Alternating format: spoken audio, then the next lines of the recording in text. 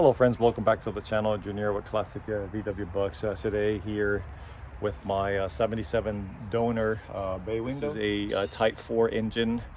This is a 77. This would be the 2.0 engine. My goal is to remove this here and install this into a Harley, the 1973 Westy. The 73 came with the 1.7. This is a 2.0. And so I'm also getting the transmission out of this and installing it on that bus as well. All right, so pretty much the next thing I'm gonna do here is continue to clean some more. And I may come back with some WD-40 or some PB blaster and blast the bolts to dissolve some of the rust and sort of like break any types of locks that have been created with the corrosion, if that makes sense. So I'm gonna go ahead and keep on working on this. When I'm about to get this thing out, I'll bring you back.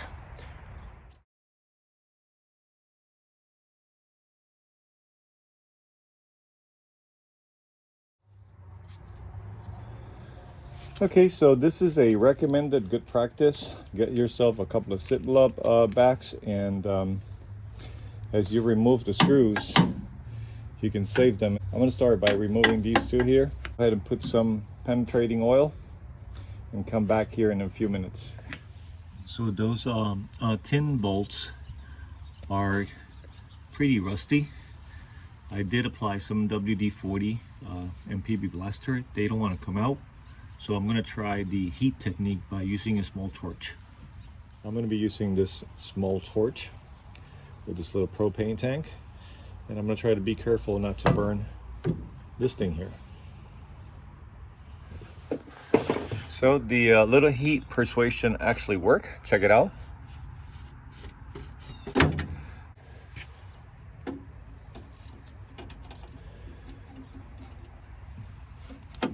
So these are not really worth saving, but I'm just gonna get them out, put them in a little Ziploc bag to know that I need to replace them. And then I'm gonna go ahead and work on that one next.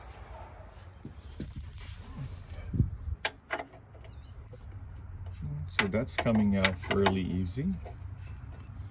And we're gonna do the same down here. Let's see. Okay.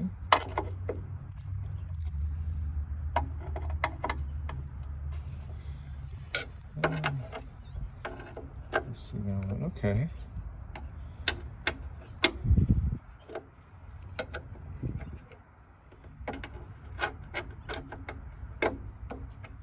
So the 10 mil bolts are out. So we're removing this piece right here, like so. And there is another piece right here that I want to remove. Carefully remove that. So that's out too. And I'm gonna try to keep everything together. There's a couple of things I could do not to lose these bolts. I can just place them back here or put them in a Ziploc. For now, I think I'm gonna go ahead and place them right back here, and that way they'll be safe there. And then later when I clean this thing here, I can always remove them and put them back there so that I know where they go.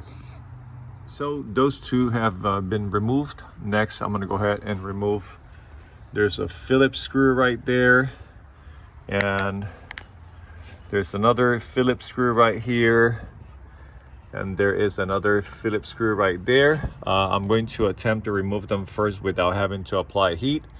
If I see that they are giving me a little bit of trouble, I will just go ahead and apply some heat and use the vice grip to actually break them loose, and then I will binge to use the Phillips screwdriver to remove them.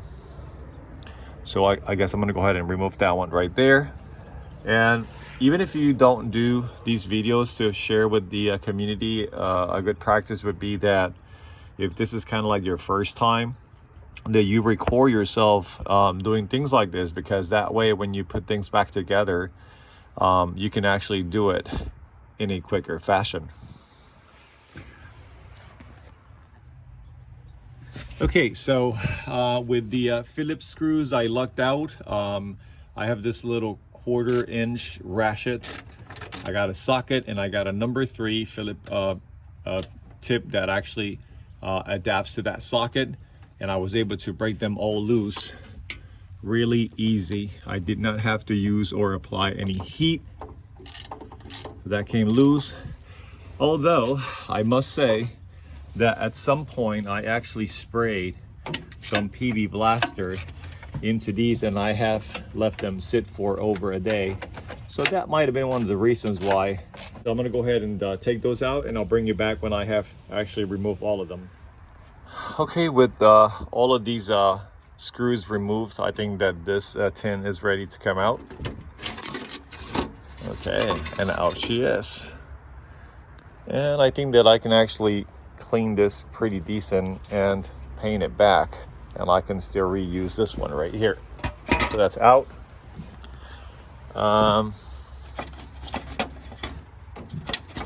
This one here also is loose. I think we can actually remove that one right there too.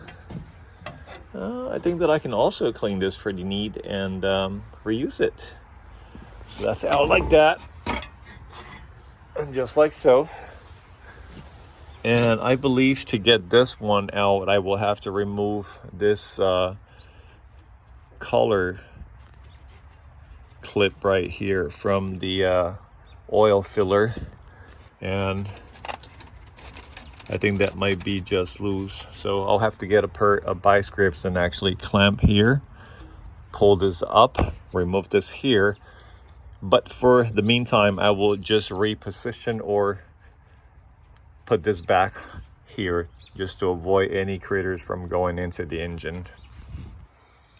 So I pulled the oil filler neck. I also removed the dipstick just to have some room.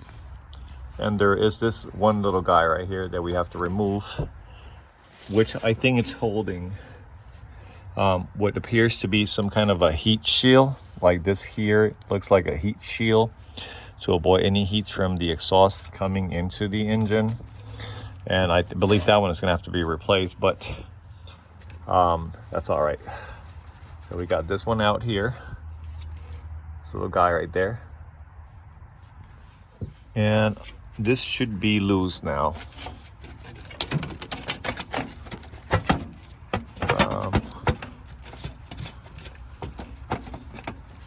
I think I'm gonna go grab some paper and stick it in here so that all this stuff here does not get in it, or maybe better, I'll just get the vacuum cleaner and vacuum that before I do anything. So I'm gonna go ahead and do that off camera. Okay, so as we get into this here, you can see that we have a better visibility of the engine. So next I'll continue to remove some of the parts that would make it easier to remove the engine. I think one of the next things that I may tackle would be to remove the exhaust.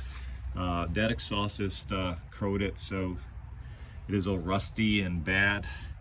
I don't know that it will be worth saving it. If it is, I will. If it's not, then I will just buy an aftermarket one and replace it. But it's pretty corroded, so we'll see. I have a feeling I may end up having to cut these off.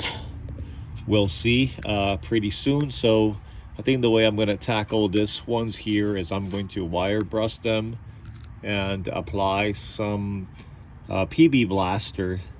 Let them sit for a day or so. Come back and apply some heat to it and see if I can remove them without the need to cut them off with the angle grinder disc.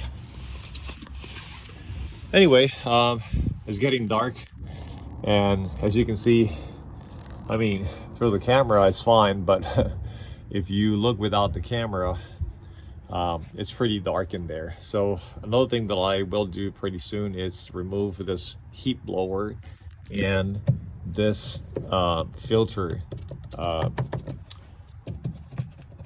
thing here. So that's going to be among the other things that I will plan to do tomorrow. But anyway, so I'll leave it there for today. We'll bring you back next day. So see you. Okay, so it's day number 2, and I am going to continue to remove you know, some of these parts from the engine so that it would be easier for me, as well as disconnect some of the vacuum hoses and wires. And although I may not need this, I can always follow the diagram, but it is always good to have a good reference, or a quick reference, when you are doing this type of work. So I came up with a labeling system where I'm using some paper stickers or labels, and I started with the alphabet letters here. So A with A, B with B, you get the idea. So what I'm doing right now is I'm about to remove the air filter, and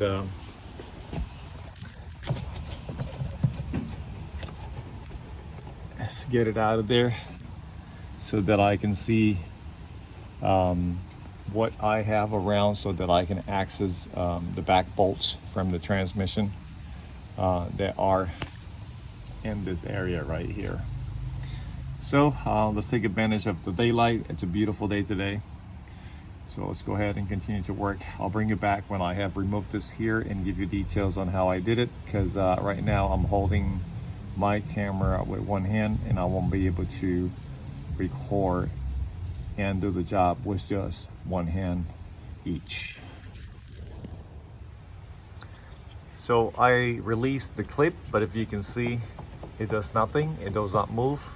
And when I stuck my hand under here, I felt like there is either a screw or a nut that I will have to remove from under here. As you can see, that doesn't move. So I'll be right back.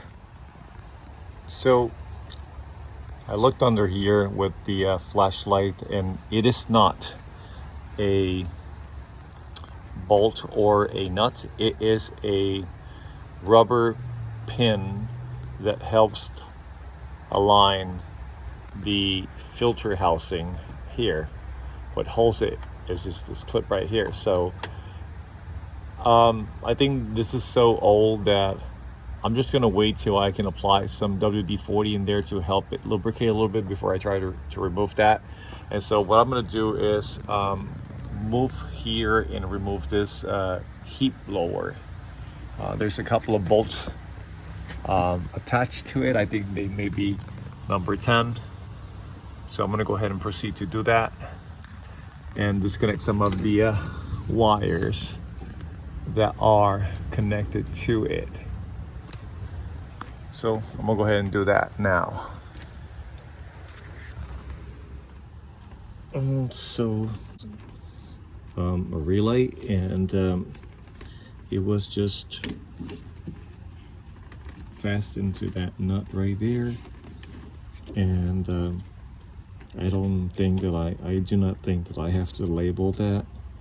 All I have to do is remember that it was actually connected there.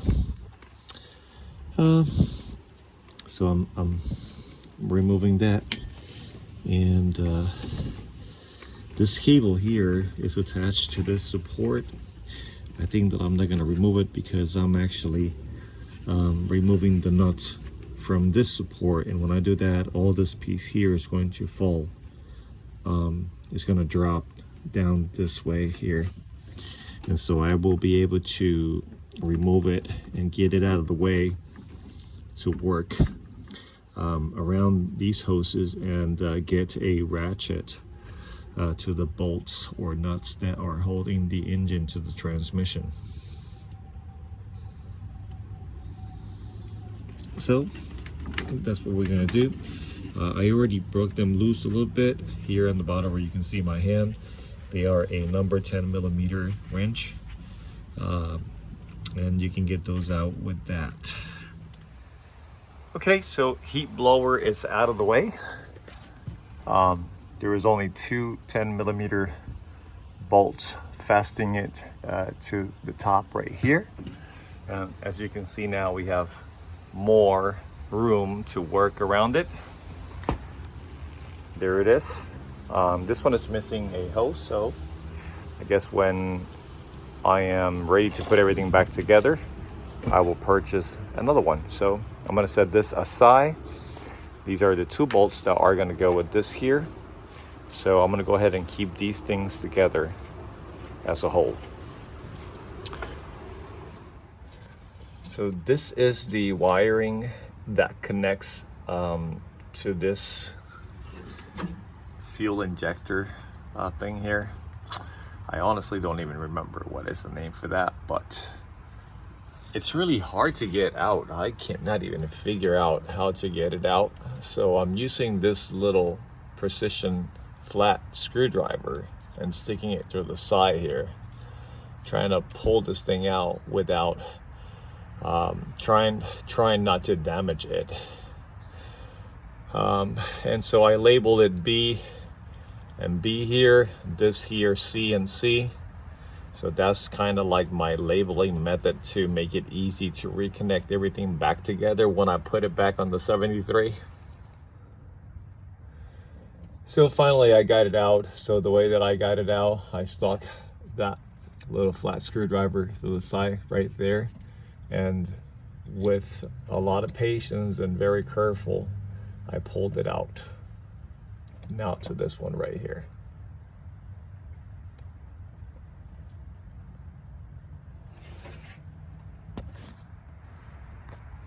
So this one here was an easy one. I just stuck my little precision screwdriver through there and prived really careful, and it just came out really easy. For the time being, I'm going to leave that one connected to that right there. So for the time being, I'm going to leave that one connected to that there. I'll probably just label that one as D and D. And I think I may even end up using this cover here on my 73 because it's got everything already connected to it. And so I may have to refeed some of these wires that you see here for the fuel injection system. So I'm sticking with these wirings most likely. I may have to come back and fish these out and route these for my 73. Who knows? So I disconnected it from here. And I think that the next thing I'm going to do is maybe pull it out from here if it is possible. I don't know. It's my first time working with a Type 4 engine for a Westfalia with this type of fuel injected system. And if I stated before, carburation or fuel injection is my forte. So we are all going to be learning together as I pull this out. Okay, so I got that loose. So let me go ahead and pull it out. Okay, so we're gonna have to be very careful. I did break these loose here, so I should be able to pull these back in, but I'm not gonna do that. So I think I'm gonna try to remove that from here as possible. So let me see if there's a way to break it loose from there, and I'll bring you back when I figure it out. You know, guys, look at this filter. What does that look like to you? This is a pretty clean filter, so that may be good news for me. So I'm gonna put that back in there. And so I'm still trying to figure out how to get this piece from here out, if it's possible or not. I don't think I already figured it out. So there's 4 bolts in there that I may have to break loose from here to get it out. So I think that's what I'm gonna do. I'm trying to keep all of the fuel injected parts in here. So I'm gonna go ahead and release it from here. You see those 4 bolts right there? And then I'll take this out and I'll put this piece right here with this hose here like I said, I'm trying to keep all of the fuel injection system all together in the engine so that I can have a closer look as to see what I need to replace to keep it as original as possible. I'm trying to go for that fuel injection system. That's what I'm wanting to do, so let's see how it goes. Okay, so I'll bring you back when I remove these bolts from here and put this piece back here. So the next thing I did, I removed this piece right here, and I placed the two 10mm bolts back in the same spot. I have a feeling because this is a 77 and I am doing the conversion from a pancake. Period correct would be 1.7 for a 73. This is a 77. So I'm going to try to use as many parts from this bus, from the engine compartment as possible, to include maybe this guard cover right here with all of those pieces that you see there and right here, as well as this right here, right? But I don't know, I have a good feeling about this engine. Hopefully my good feeling, it's really a good feeling, and it'll be good. I may be even able to actually remove this seal here and recondition it with some oil and use it on my 73 bus. Okay, so I think it's getting late and it's getting dark in here. As you can see, I'm using a light to basically detach anything that it's pretty much would impede me from dropping down the engine. Now if you know, please comment below, but I found this thing here stuck in here, and I really haven't checked much into this. It was stuck like that, just like so. It doesn't make any sense to me to be there, because if this is a hose coming from the gas tank, it would make more sense to go in here. So I'm just gonna put it in here for now, and when I figure out where it goes, then I'll guess I'll take it from there. But considering this would be a fuel line, I guess it would only make sense to go here. I don't know, I have to look into the drawings, so I'll get back to you guys. Okay friends, so it's getting late here and dark, and without the light it's troublesome trying to get things done here. So I'm going to just do short videos dropping down this engine and getting as many parts as possible. So please stick around, and if this is the first time that you're watching my channel, don't forget to like, share, and subscribe. Until then, this is Junior with Classic VW Bucks. Junior out.